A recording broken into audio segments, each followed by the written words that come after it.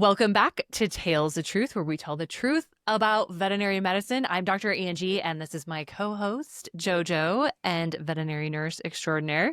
And today we're talking about veterinary emergencies. So emergencies for your cat or dog. I don't know why this topic seems fun to me. Oh, does it seem fun? It's fun because I feel more relaxed when I'm prepared. Oh, okay. That makes sense. JoJo wanted to do this topic. This is her idea. She has some stuff to share. Maybe that's all it's about. It's about me. Well, I mean, definitely preparedness is good. So we're talking about if your cat or dog has a medical emergency. We should do a whole nother episode on natural disasters. Oh, yeah, that would be your topic. That would be my topic. Yeah. And we're laughing, and it's a really uncomfortable laugh. It's a really uncomfortable laugh. But it's been enough time where we can do that uncomfortable laugh. So yes, let's talk about emergencies. I like this because as a veterinarian, I want people to know what's an emergency. Yes. And where they should go, and then what they should expect. Yeah, I think it's important because as a pet parent, at some point you're probably going to face the emergency room or the urgent care at some point. I just did. Yeah, you just did. I broke my cat's foot. Do you want to hear the story? Of course, because that sounded terrible. Okay. So I went climbing. Yeah. And I went climbing outside. I haven't really been climbing. This is going to be like a little bit extraneous, but you're going to understand this. It's all going to go full circle. Hadn't been climbing much. And I felt like, oh, I just am not really strong. And I really need to get back to lifting. So I have this like 35-pound, like, I don't know. It's just it's a long stick. You know what I mean? It's not like... Oh, like just the bar that the weights go on? It's just a bar, but it's like a padded bar. So it doesn't even feel like I can call it a weigh bar. It's not like you could put more weights on it. Okay. So it's just for people. I was like, well, I can just do squats at home. I've got this 30-pound weight. So I get it out. I'm like, you need to do some squats because there was some time on the rock where like you kind of have to like pistol squat it. And I just couldn't get up. So I'm like, okay, we're going to fix this. We're going to get back to our weighted squats. And I don't have time to go to the gym. So we're going to do it in the living room while we're watching TV with the cats.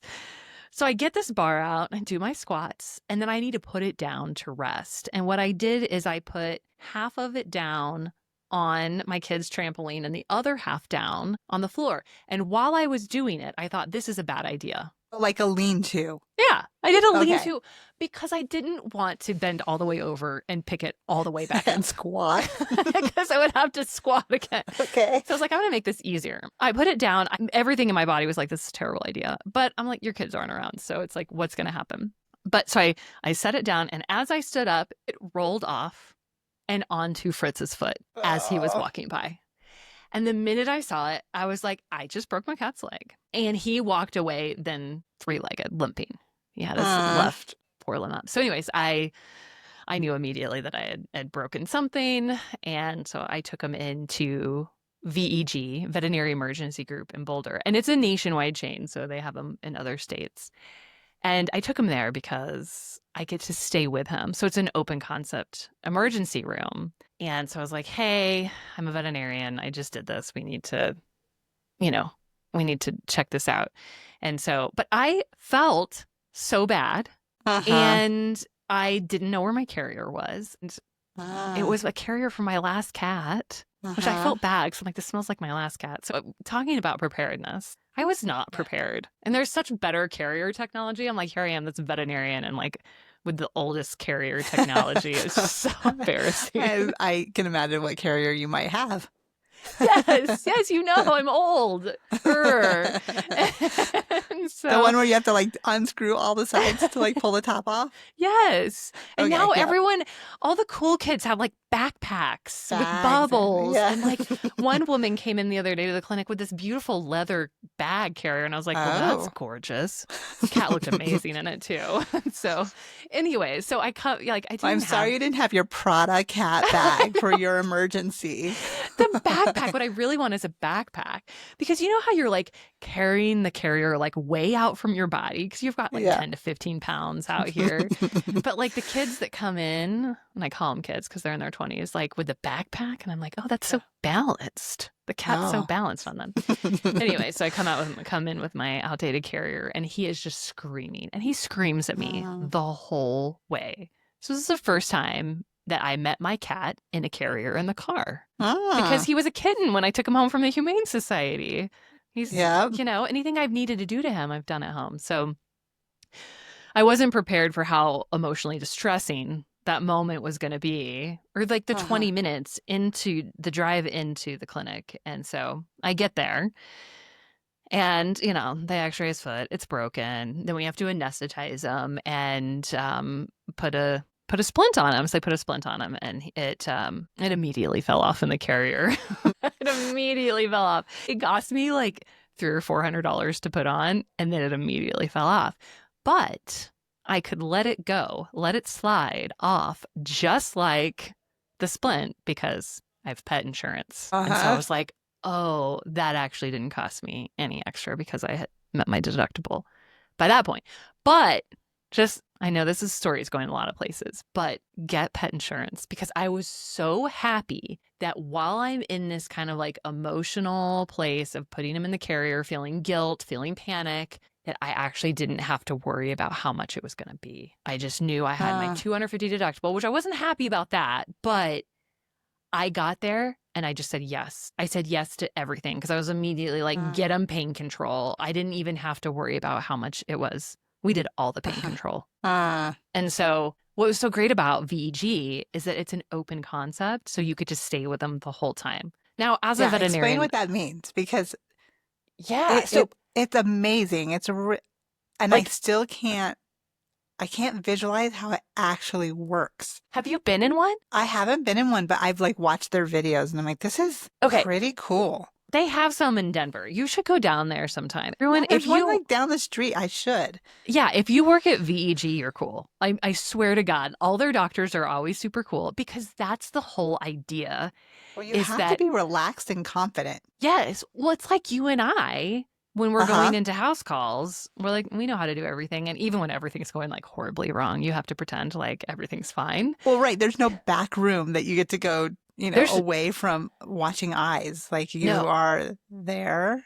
The only time you can't go with your pet is in surgery or when they're getting x-rays because of the radiation. But can you view the surgery? Like, is there... I didn't look. Oh my God, that would make me so nervous if I were the surgeon. But so you get to be back there. So you're watching whatever's happening with your animal, but you're also watching, the endoscopy pulling the tennis ball out of the golden doodle's stomach next door to you. Like, you're watching everything. So it might be disturbing for some, but it's nice because you have not left your pet's side. You could, they will literally let you sleep next to your pet.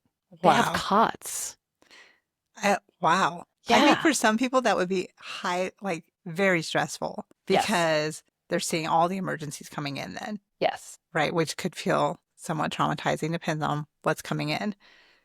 I always warn my clients. I was like, if you go to VEG, understand you're going to be dealing with your pet and you're going to see whatever else. And the emotions that come with that, because a lot of guardians are not calm. No. When a distressing situation is happening. Wow, that's remarkable, actually. Yes. Like that concept it just blows my mind. It's like the most transparent situation ever. Like, they are the epitome of transparency. I talked to one of the veterinarians there, and she was like, I was in general practice and I just needed a change. And when I heard about this open concept emergency clinic, I knew that's what I wanted to do. I was like, it's amazing. So, but they have all the things an emergency clinic would need. They can do all the things that you might need. Yeah. So anyways, I took him, and then I found out his toe was broken. The splint wasn't going to stay on. And so I got permission from a veterinary surgeon to not splint him. And it's just going to take a small eternity to heal. But as a medical professional, veterinary medical professional, that stressed me out. And it was traumatizing. Going to the ER is traumatizing for everybody. Okay. And lessons you learned: know where the cat carrier is. And make sure it's like ready to go. Yes. Feel good about your cat carrier. Make sure it's clean. Yeah. I mean, it wasn't dirty, but it was like there were like there's like evidence of hair Sure. from my Yeah. last cat, which I was like, I don't know. Just felt rude to my current cat. Well, at least you had a carrier. I had a carrier. It Yeah. wasn't the backpack that I wanted, but I had a Okay. carrier. And I knew where to go. Yeah. That is Yes. key. And that's where my story differs a little bit. Okay, tell me your story. Okay. So my story's not as recent. Bodhi, I don't know. I don't keep track of dates, but it must have been like, well, I just had my knee surgery. So I was like on the couch, I don't know, 2.5 years ago. And we live in an area with rattlesnakes. And I was sitting on the couch doing my whole recovery thing. And one of my boys is like, Bodhi's being weird. Like he's just like whining under the table. And so I go and look at him and I just know immediately he's been bitten by a rattlesnake. Wait, I how can did you just, know? he had neurological symptoms. Oh, Like his wait. eyes were nystagmus, like he was having nystagmus and like he was a little drooly. He just wobbly. I'm like, oh my gosh, Oh. he got bit. Um, it was hard to convince my family of that, which was so interesting. Maybe I just wasn't very convincing. I'm like, he needs to go to emergency now and I can't drive. Um, but I knew enough to know that some emergencies are not fully staffed. Yes. And so they close randomly. And that was more toward COVID, but I just saw it happen this past weekend too. Yeah. So they're understaffed and they're closed. So my first tip is have a list of emergency rooms, not just a single one that you think you can go to, and call while you're in the car if it's that emergent or someone else is calling for you. So first one was closed. Second one, I called just to make sure that they have the medication that we need, because the antivenom is not something that everybody stocks. Nope. And so if you don't live in an area with rattlesnakes, it's not an issue, but, and to make sure they have enough vials because he's a 70-pound dog, right? So I didn't know how many vials he was going to need. So those were my two key tips, but to take him in, and it was a corporate place because that was what was closest. And it just was not the nicest experience. Oh. I don't know. He just felt like I didn't get to stay with him. I had to call to get information on him. I did not have insurance. So I was thinking about the bill. I was thinking like, oh my gosh, from my memory of when I worked in Arizona, this could be $10,000 easily, depending on how many vials he needs. Luckily, it's less expensive than it used to be. I don't know. Good. Yeah, I don't remember how much per vial it is, but he only ended up needing one vial. And just second guessing myself also was part of it because as a veterinary professional, I felt like I should have all the answers. I couldn't find the bite wound. They could never find it either, but they found just a scrape. And I guess that's all you need is like, they just need a scrape. They can get enough venom in from just like scratching. I didn't know that. I, knock on wood, don't see that many rattlesnakes. Yeah, I mean, he's a furry dog. And they're like, it's likely we can't just find him. I mean, he swelled up so bad, Angie, that I thought this is the end. Like his face was so swollen, and we laugh at it now. It's so freaking cute.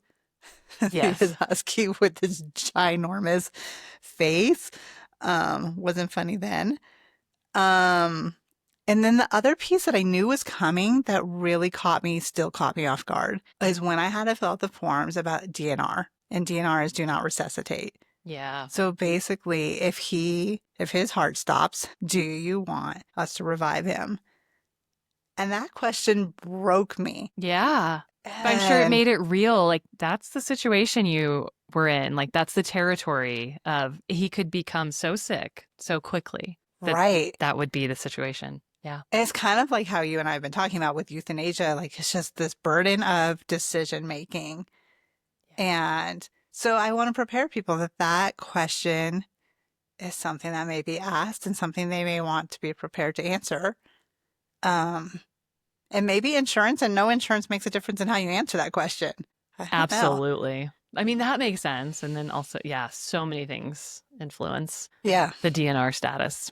I chose not. I chose to not do that because I had this idea of like if you're, I don't know, just if he's that far gone. Yeah. I don't know. And I'm still questioning, obviously. Was that the right answer? But, yes, I think so. Because if you're doing CPR, then our patient's already dead. That's bad. And usually when we bring them back, it doesn't go well. Right. Usually it's not. Yeah. Yeah. Exactly. And if they're under anesthesia, I think you might have to sign those for Do you have to sign those when you're going in for surgery now? Some clinics do. Yeah. Yeah. I mean, and I'm always like, oh man, if for myself, if I die while under anesthesia, please just let me be. Yeah. Like, Yeah. that seems really peaceful. Um, No so heroics.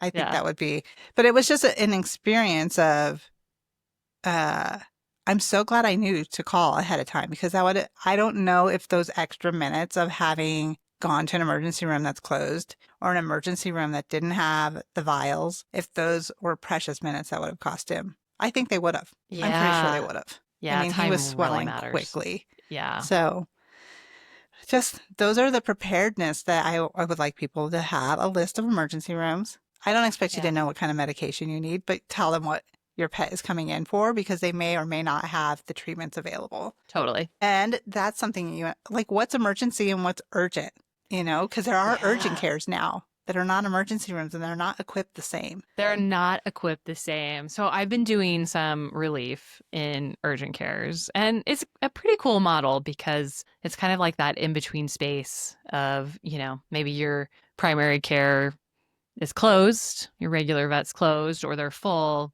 but it's not really an emergency but needs care now. So like dog dog bites, you know, poisonings like my dog ate chocolate. Those are great applications for urgent cares.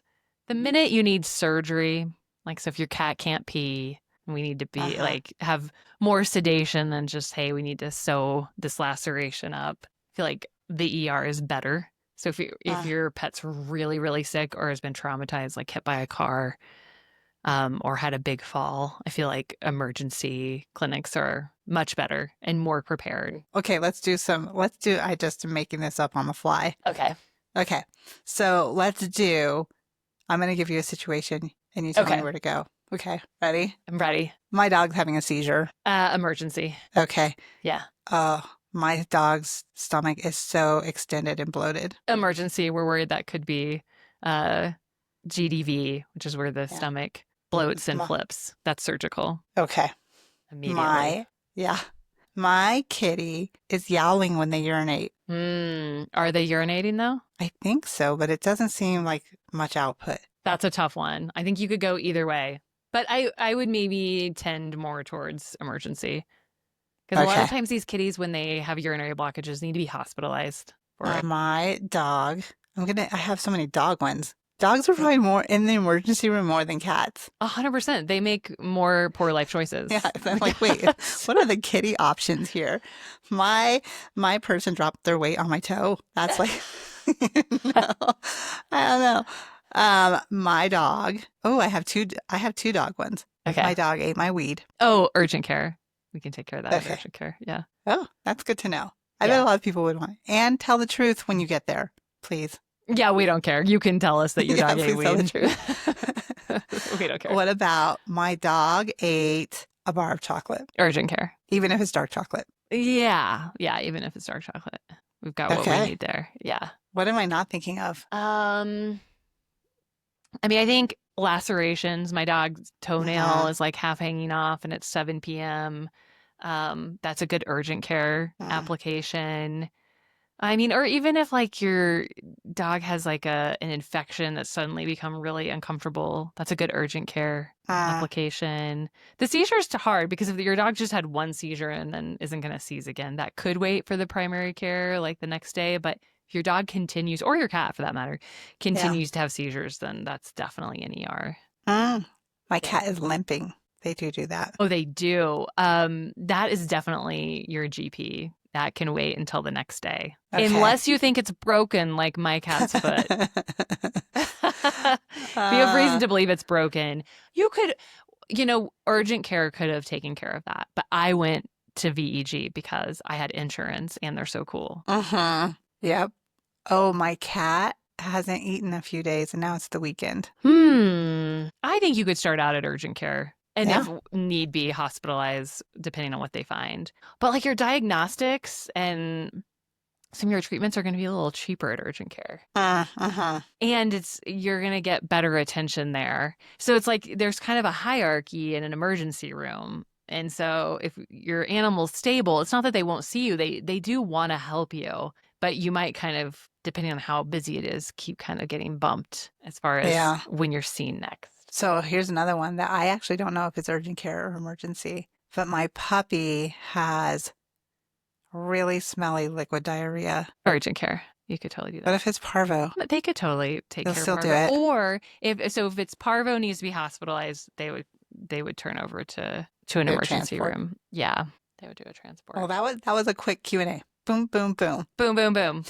Yeah. Yeah. And if you have questions about it, you can always call. Like if your pet has ingested something that you're not sure, like Yes. lilies for cats is a big one. Yes. You can contact ASPCA and they have a hotline. I don't know. They charge like $50 or something. They charge $50. Veterinarians use that hotline all the time. We pay $50 for the toxicologist to tell us if it's going to be okay and what to do.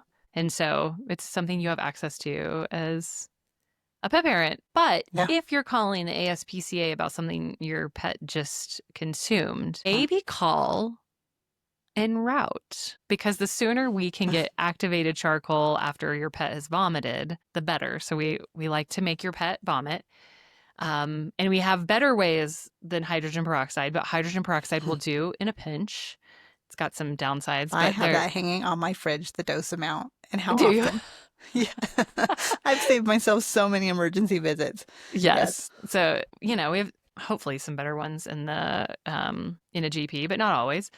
Or even in urgent care, they have better ways to make your pet vomit. But yeah, be en route to something if you're going to call the ASPCA. Good advice. Yeah. And I believe on their site, they actually have a chocolate calculator. I think it comes from them. Oh, So do they? Okay, that makes I sense. think so. If not, there are chocolate calculators. So if your pet has ingested, you can put in your pet's weight, what type of chocolate, and how much. And then they'll be like, oh, yeah, that's not an emergency, or that is. The darker the chocolate, the smaller the pet, the more likely we're going to have to take care of that. Milk chocolate is hardly ever a problem. I mean, it can cause diarrhea, but it's hardly ever, fatal.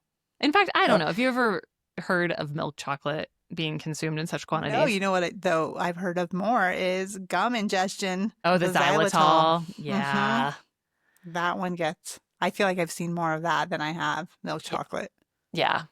More of a problem. But we have it in our head that chocolate is immediately an emergency. And that may not necessarily be true. So people forget about raisins. Oh, yeah, raisins are not good. Raisins are not good. For some dogs, they're not toxic at all, but let's not find out if that's your dog or not. But for other dogs, it takes out kidney function. So you can always call the emergency room too and say like, hey, my 70-pound dog ate one raisin. Is it okay? And spoiler alert, it is okay for one raisin. But we can kind of help you figure out if we need to induce vomiting and then just see if they're one of those dogs that's sensitive to raisins. Yep. And if in doubt, just go. Let's go. Yep. Yeah. Usually the people there are so happy that you did and they want to help you. And they don't care if your dog got into drugs. They are not mad at you. They just want to help your dogs. Dogs. They want to help your dogs. They just want to take your drugs. Especially here in Colorado, it's like where weed is legal. And if you live in a state where weed is legal, we see it all the time. It happens to, anybody, the best of people. It doesn't mean you're irresponsible. No. And I've heard that now that psilocybin is becoming more mainstream, that we are seeing more ingestions of that too, because it's like in a chocolate treat. It's more about they want the chocolate treat and then they've accidentally have taken a psilocybin trip. Yes. I saw one last week and there was definitely a lot of vomiting. And I think it's pretty uncomfortable for dogs. Well, I think it's uncomfortable for humans too, and often involves vomiting too. So yeah, I just can't imagine going on a trip that I didn't plan for. Right, right. So. Or speaking of mushrooms, the mushrooms in the yard. Those can do some interesting things neurologically. Yeah. Stick clear of those. When in doubt, call en route to where you're going, but have a list on your fridge. Yes. That's ideal. Yep. And choose your choice. If you have a veg, like a VEG in your area, I would totally try that out. That just sounds amazing to me. Do it. I love them so much. I can't say enough good things about them. No one has ever been unhappy with veg. No, people are so, especially after COVID when we couldn't go into clinics with our pets, which was devastating for the pets and for the people. Yeah. The idea to be able to sit with them and be there is just, it makes my heart happy. It's amazing. Yeah. No. That What is all else I should we have. cover? No, Okay. that's all I have. Thank you for letting me talk about emergencies. No, it's so important. It's so It is important. important. Well, we would love to hear from you. Tell us about your pet emergency, and you could leave us a comment, or you can give us a review. 5-star only, please. Please review our podcast wherever you're listening to it. And we will see you next time. Take care. Bye.